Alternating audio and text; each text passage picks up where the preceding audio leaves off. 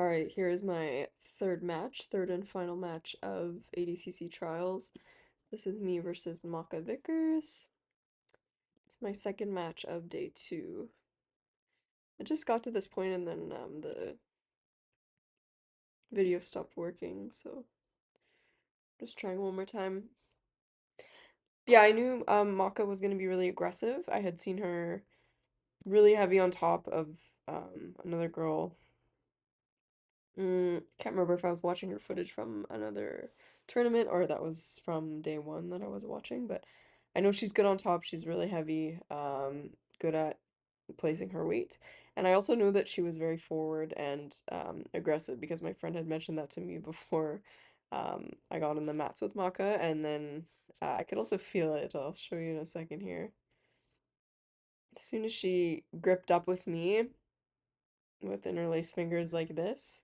It was a very light grip, and generally, in my experience, when somebody grips you really lightly, it means a storm is coming, and that's exactly what happened. So here she takes an over tie. I was also looking for collar ties and underhooks. I think she's mostly looking to club my head. We're just gripping up at the fingers, trying to look for some entries. Basically the same exchange a couple times. Collar tie, over tie. Here she's changing levels, pawing at my head. I use that as an opportunity to just shoot in for the collar tie, and then I see that her elbow's open with her over tie, so I switch it to an underhook. And usually I like to knee tap at this point, but she had my fingers and she had them tight, and so I tried to knee tap, but obviously my hand was stuck. And I tried anyways. And usually with this circular momentum like this, it's a great opportunity for Sasai. But I think my foot was a little bit far from her leg here, and she was just able to base out. And now we're in a 50-50, like a over-under position, and she hits a really nice sweep. I don't know, she's kicking out my leg. I don't know what that's called. Super nice though. So here I'm scrambling to get back to my guard, trying to disallow her any upper body control. She tries to push my elbow across the center line.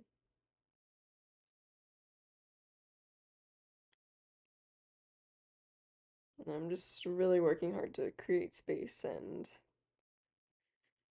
not get her pinning my upper body because she did feel quite heavy at this point.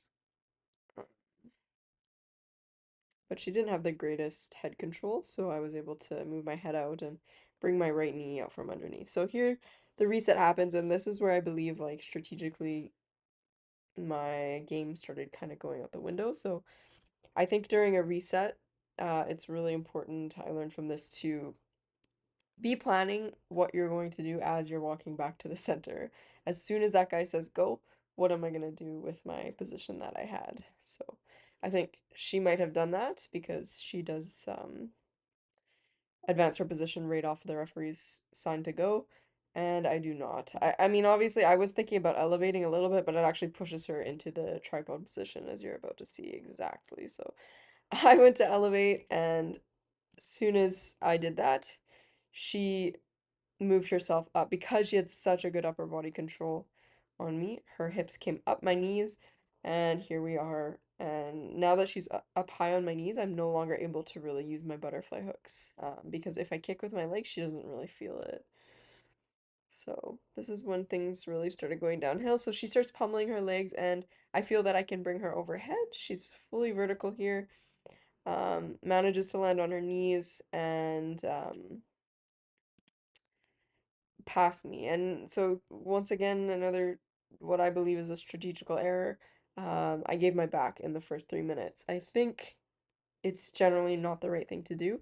The problem was I was worried about being pinned by her because I had watched her other footage before, and I really didn't want to be pinned like that. But in hindsight, I'd rather be pinned than what you are about to see. And I get my back taken. So you can see that I'm playing this dilemma of like, should I turtle? Should I have my back to the mat? And then within this awful dilemma and unsureness of my game, I get caught and she gets my arm across.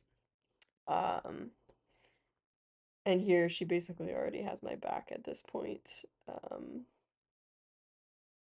think I actually turn my back to the mat once more and then even give my back one more time. But my arm will be across my face at this point. So yeah, there I kind of put my back to the mat and then decided to come up again to my knees. Probably looking to 4 point or something like that.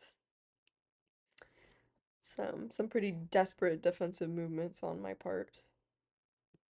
I do wish there's 4 minutes left, like I do wish I was a bit more patient. In hindsight, I rather would have rather been pinned than my back taken like this. Yeah, so here we are. I'm fighting the hands. She has a body triangle on me.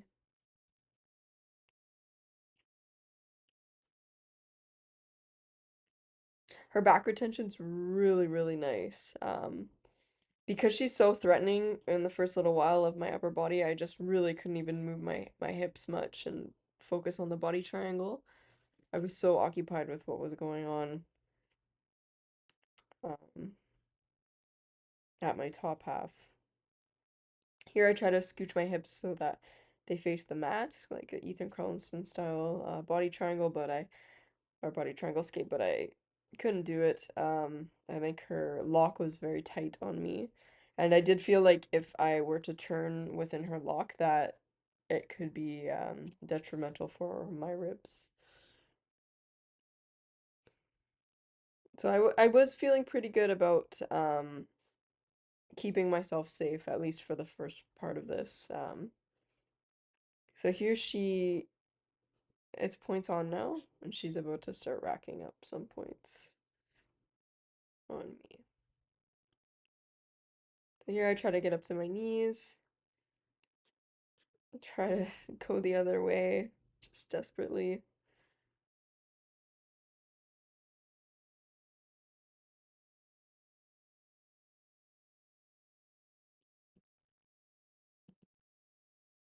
So here now she's gonna start to rack up points. Body triangle in, body triangle out. Yeah. And I didn't actually realize that was happening until I looked at the board and she had 9. Yeah. I even think this is when I found out. Or can't remember how that went down. But this was a more desperate attempt at an escape, and so must have been I had seen or noticed that she was racking up these points at this point. Ugh. I don't think I could hold myself in that body tri or the sorry, 4 point position. I think she tucks my head down. Oh, she's pulling up on my arms. Yeah. I think she might have tucked my chin to my chest here, and that's why I couldn't hold on anymore. But I also was hoping that I could use that momentum to try to get my leg underneath hers and get rid of that fucking body triangle. But no. Here I get up to my knees. The body triangle's on the side now. Not as tight, but it's a different orientation. But she gets a rear naked choke grip. And I tap to the spinal crank here. I was so pissed off. Yeah, obviously her retention's really nice. I think one thing that she did really well to keep me was she kept her back like extended. Um like just my whole body was like I don't even know how to say that. She just extended me. And it was really tough for me to have any attempt at an escape. So if y'all have any suggestions for me, please give them to me. So yeah, that was that. That was my third match at East Coast Trials. Yeah.